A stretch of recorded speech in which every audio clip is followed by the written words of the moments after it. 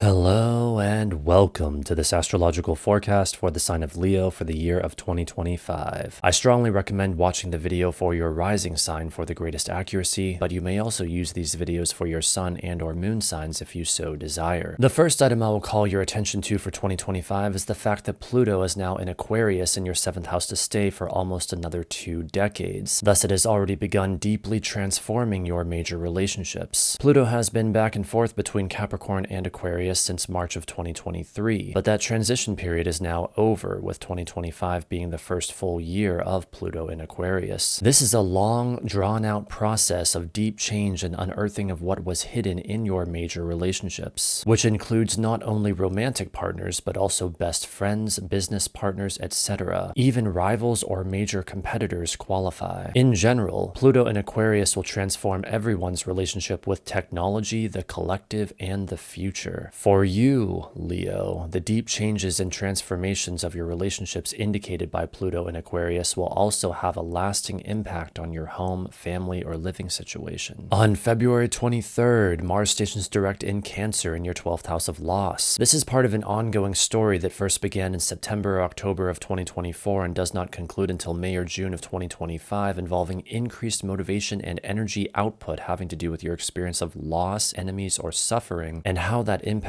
you personally. You may experience greater motivation for spiritual pursuits that facilitate the transcendence of suffering at this time. Due to Mars retrograde, Mars has been in your sign of Leo since November 3rd, 2024, but returns to Cancer on January 6th, 2025, during which time you likely felt the effects of Mars very strongly, which include increased motivation, action, impulsivity, and even anger. There can also at times be challenges to your physical body, particularly if you were born during the daytime. You may be called upon to show great courage at this time, especially with Mars being opposite Pluto for so much of its retrograde, challenging your actions and motivations to transform. Mars will then return to your sign of Leo on April 18th and remain there until June 17th, during which time you will experience the grand finale of this very intense transit. While perhaps challenging, it is not something you should run from. Instead, summon your Leo abilities of courage and bravery to transcend your suffering and push forward into the new. In addition to your home, family, and living situation, this transit will have a lasting impact on your beliefs, spirituality, ideals, or what is foreign to you. On March 1st, Venus stations retrograde in Aries in your 9th house of beliefs. This too is part of an ongoing story, but one that does not begin until January of 2025 and does not end until May of 2025, involving the reflecting on and reconsideration of relationships when it comes to your beliefs, spirituality, ideals, or what is foreign to you, as well as your shared resources, business, or issues of life and death, and how these areas are connected. The exact Venus retrograde itself lasts from March 1st through April 12th, during which time the effects of it will be at their most intense. Past relationships can occasionally resurface at this time. It is worth noting that Venus has an 8-year synodic cycle, meaning it retrogrades through almost the exact same part of the zodiac every 8 years. Thus, you can look back in your life to what happened in March and April of 2017 and know that those themes will tend to repeat in some way this year during this Venus retrograde. Venus retrogrades occur every year and a half, and they often function as necessary stress tests to existing relationships. Since Venus rules your 3rd and 10th houses, this Venus retrograde will also have a lasting effect on your communication, travel, or what is familiar to you, as well as your career or reputation. The March madness continues when on March 14th a lunar eclipse takes place in Virgo in your 2nd house of money, indicating fateful changes to your money, values, or resources. In fact, all of March is our first eclipse season this year, a time of increased uncertainty, chaos, and upheaval. With the lunar nodes recently having shifted into the Virgo-Pisces axis and thus your 2nd and 8th house axis, fateful developments are also now occurring in your shared resources, business, or issues of life and death. Although to be precise, there was just barely a lunar eclipse in Pisces on September 17th, 2024. Thus, you may have already seen a preview of this theme around that time. Regardless, these great changes involving significant beginnings and endings in both your personal and shared resources will occur for about another year and a half as the nodes continue to make their way through Virgo and Pisces. It should also be noted that the previous eclipse theme finishes up at this time, with the following solar eclipse on March 29th taking place in Aries in your 9th house of beliefs. Put simply, the eclipses in March of this year indicate a shift of emphasis away from great changes in your beliefs or spirituality and towards great changes in your money, values, or shared resources. resources. On June 9th, Jupiter ingresses into Cancer in your 12th house of loss, indicating spiritual growth and good fortune when it comes to your ability to transcend suffering for the rest of the year, especially if you were born during the daytime. This may sound like a bit of a paradox, but really it is not. The 12th house is where we very often see spirituality and the transcendence of suffering, and I believe that is largely what this transit will be about for you: spiritual growth and finding ways to rise above suffering that are most fortunate and beneficial. You may notice in the chart on screen that as Jupiter makes this ingress, it is also square to Saturn in Aries in your 9th house of beliefs, indicating that the expansion or growth you experience through loss or transcendence of suffering conflicts with limitations in your beliefs. For example, the finding of new positive beliefs may create ongoing stress as they conflict with and replace old negative beliefs. I wouldn't worry too much about this, however, as in this case both Jupiter and Saturn are in houses having to do with spirituality and thus are interested in furthering your spiritual development as far as you are concerned. So even as this energy pushes you into new areas of activity, it will have its own way of working itself out so long as you don't go to extremes. In addition to your fun, leisurely activities, and shared resources, this transit will also have a lasting effect on your work, daily regimen, and/or relationships. On July 13th, Saturn stations retrograde conjunct Neptune in Aries in your 9th house of beliefs. This is a big deal. The ingress of slow-moving Saturn and even slower-moving Neptune into Aries this year is one of the key indicators that 2025 is a year of great change, unlike anything we have seen for many years prior. It is, however, still only a preview of things to come, with both Saturn and Neptune retrograding back into Pisces by the end of the year and not being in Aries to stay until 2026. Specifically, Neptune will be in Aries from March 30th through October 22nd, during which time you will experience increased faith or idealism in your beliefs or worldview, though this will likely be tempered with the realism of Saturn once it enters Aries on May 24th and remains there until September 1st, during which time the emphasis will be much more upon bringing order, discipline, and realism to your beliefs, spirituality, or worldview. Taken together, Saturn's conjunction with Neptune in your 9th house of beliefs indicates bringing structure and discipline to your spiritual practice, beliefs, knowledge, or overall outlook in life. It is very much the idea of finding peace through acceptance and the inner discipline required for that. Saturn will be within a 1-degree orb of Neptune from June 9th through August 4th, during which time the effects of the transit will be at their most intense. In the years to come, as Saturn and especially Neptune transit through your 9th house, your beliefs or worldview will be thoroughly transformed. This experience will have a lasting impact on your work, relationships, and shared resources. On September 6th, Uranus stations retrograde in Gemini, trine Pluto in Aquarius. As with Saturn and Neptune, Uranus ingress into Gemini is another major indicator of this being a year of great change. But also like Saturn and Neptune, it is only a preview of things to come, with Uranus retrograding back into Taurus by the end of the year and not being in Gemini to stay until 2026. Specifically, Uranus will be in Gemini in your 11th house of friends this year from July 7th through November 7th, during which time you will experience the shaking up of your friends, groups, allies, hopes, and wishes. When Uranus trines Pluto, sudden liberation of repressed fear or desire takes place having to do with your friends, allies, or major relationships that ends up affecting your home, family, or living situation. Remember, however, that this is only a preview of things to come for the next 7 years. Uranus will be within a 1-degree orb of Pluto from August 11th through October 28th, during which time the effects of the transit will be at their most intense. Due to the sudden nature of Uranus, however, I would pay particular attention to September 5th, 6th, and 7th, the days immediately before, during, and after Uranus exact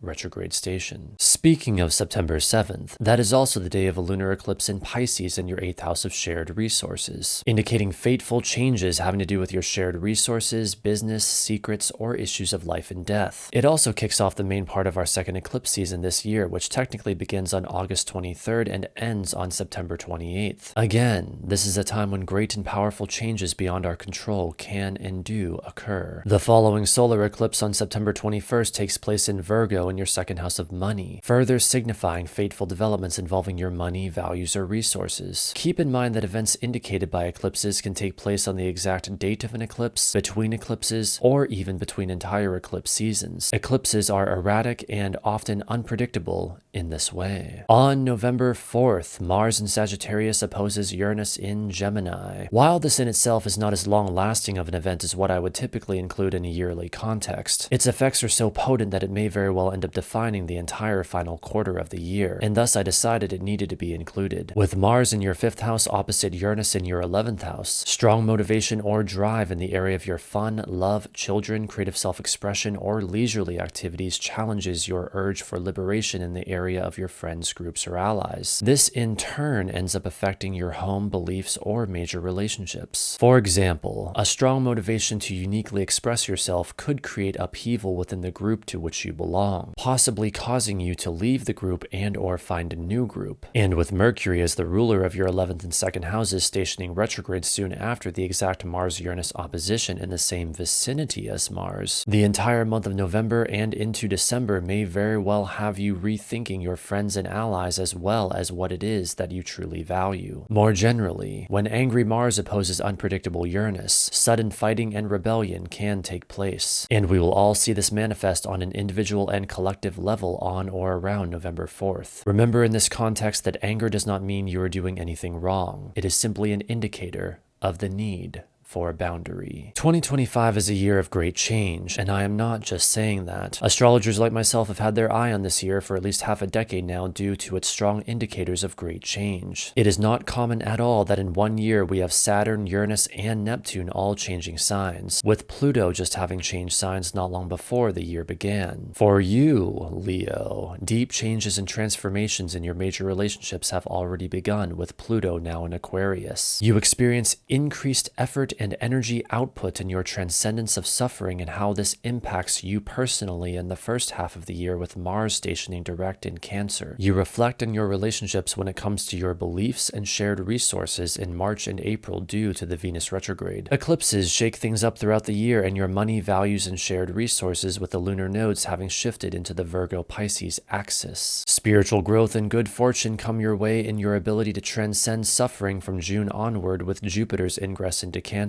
You find peace through acceptance this summer when Saturn conjoins Neptune in Aries. You experience the sudden liberation of repressed fear or desire in your relationships in early September when Uranus trines Pluto. Finally, your urge for creative self-expression and liberation when it comes to your friends and allies can be held back no longer when Mars opposes Uranus in early November. So I hope you have listened closely to all that I have here said, for 2025 is a year we will never, ever forget.